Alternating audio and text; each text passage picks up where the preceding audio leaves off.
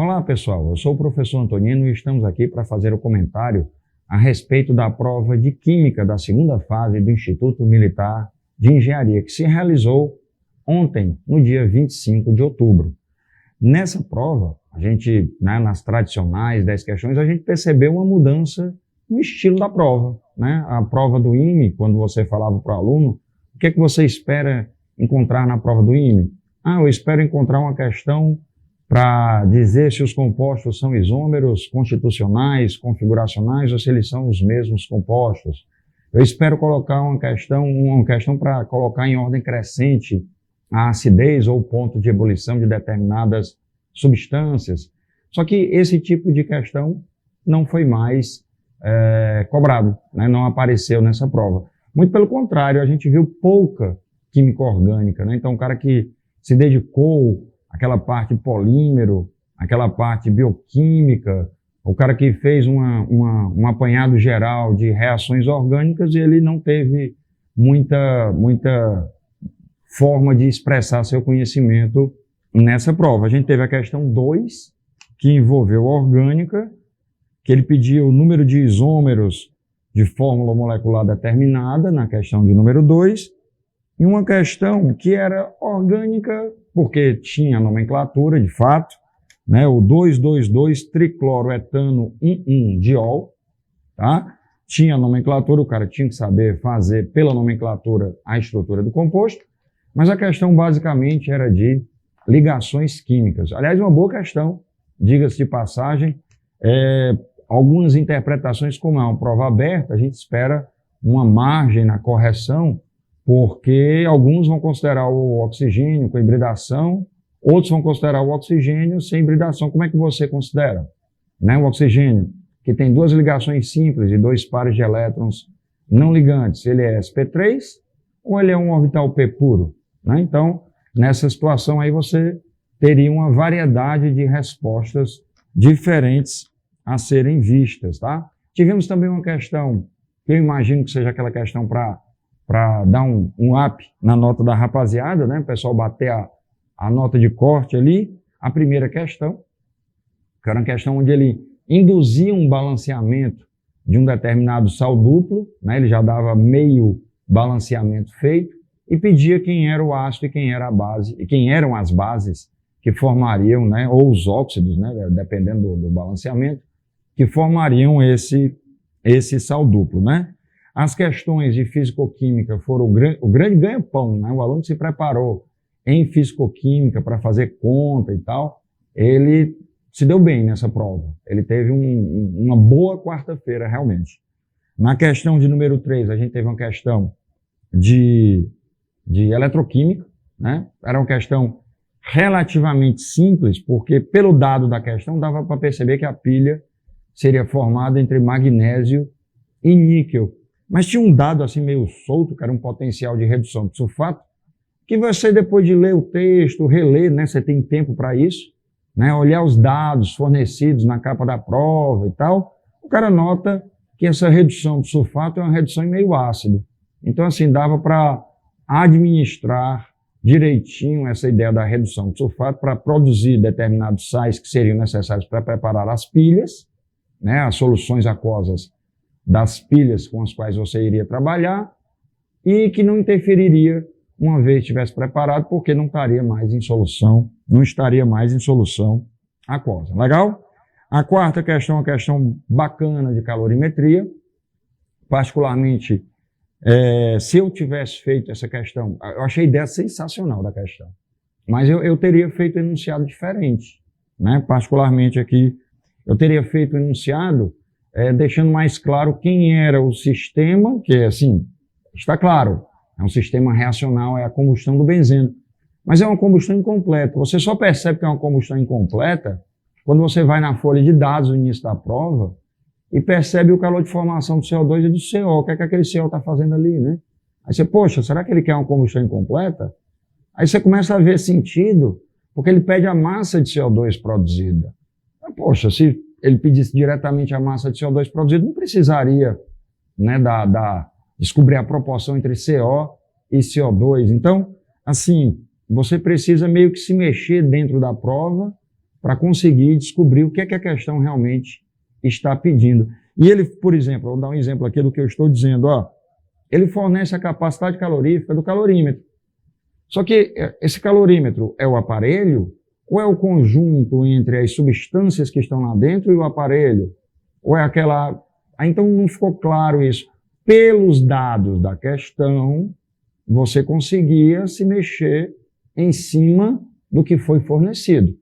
Mas, assim, o texto deixava um bocado de brecha para interpretação, tá? Aí, em função dos dados fornecidos na questão e na capa da prova, é que você conseguia realmente caminhar nesse tipo de situação.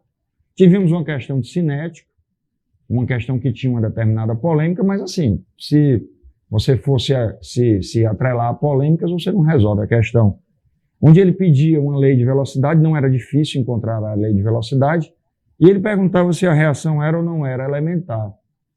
Ocorre que reações que têm expoentes iguais aos coeficientes, elas não necessariamente são elementares. Se uma reação é elementar, ela terá expoentes iguais aos coeficientes, mas a recíproca não necessariamente será verdadeira.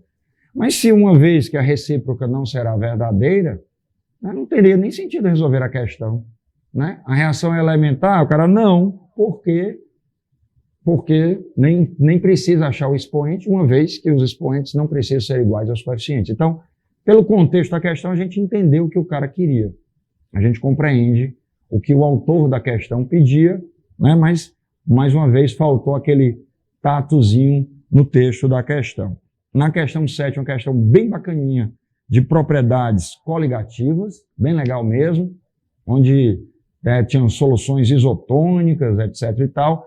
A constante ebulioscópica não era fornecida, né? Quem usou 0,52 corre o risco de ser penalizado pelo corretor, porque não usou a expressão RT ao quadrado 1000 vezes calor latente, que ele dava o calor latente na folha de dados, então corre esse risco aí de ser penalizado pelo corretor, mas apesar disso, quando você fazia a conta, de fato dava 0,52 aproximadamente. Então assim, eu usei 0,52 porque eu sei decorado, mas será que o corretor vai me dar todos os pontos?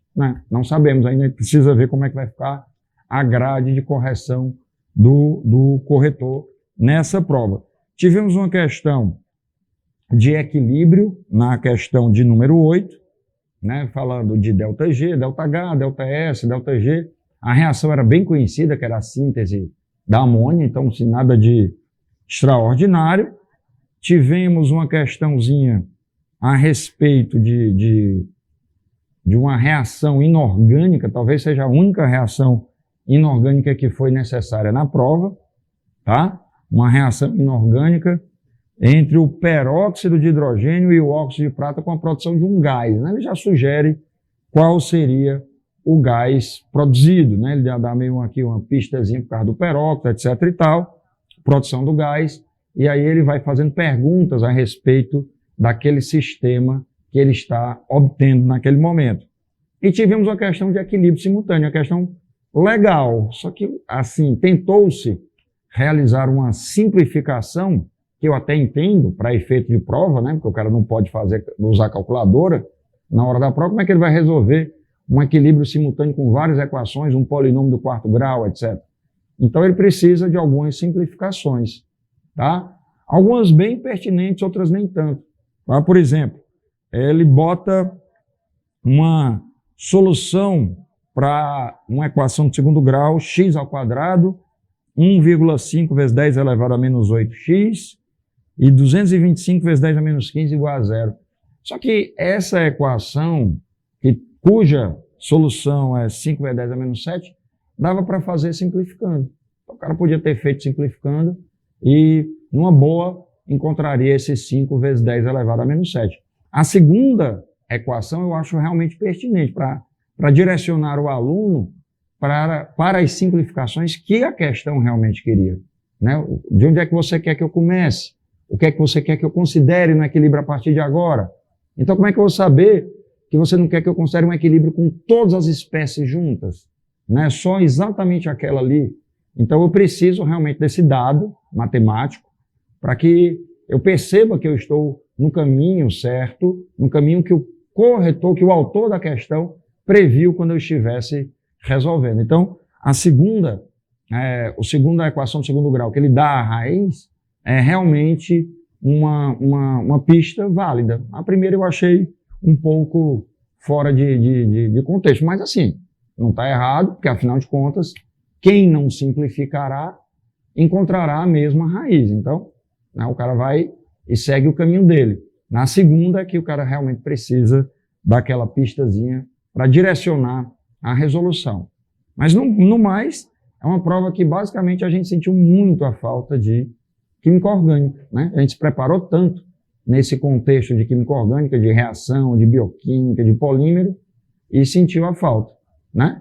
E não sei se é bom, se é ruim, mas é uma mudança de viés da prova do IME. Vamos ver se ela se concretiza nos próximos anos, né? De não ter mais as questões de colocar em ordem crescente, de ponto de ebulição, de acidez, de dizer se é isômero ou se não é isômero. Então, vamos perceber se esse tipo de viés realmente vai ser prego batido e ponta virada, né? Vamos tentar ver uma tendência a partir de agora. Quem sabe uma nova proposta para a prova aberta de química do IME. No mais, uma prova tranquila, né? Tenho certeza que o aluno que estava preparado para aquele estilo anterior da prova, ele conseguiu, inclusive, terminar essa prova com mais facilidade. Os alunos que fazem esse estilo de prova, eles têm muito tato nessa linguagem matemática, então eles têm muita facilidade, né? Você que me escuta nesse momento, provavelmente, tem muita facilidade com esse trato matemático, então com certeza você vai tirar de letra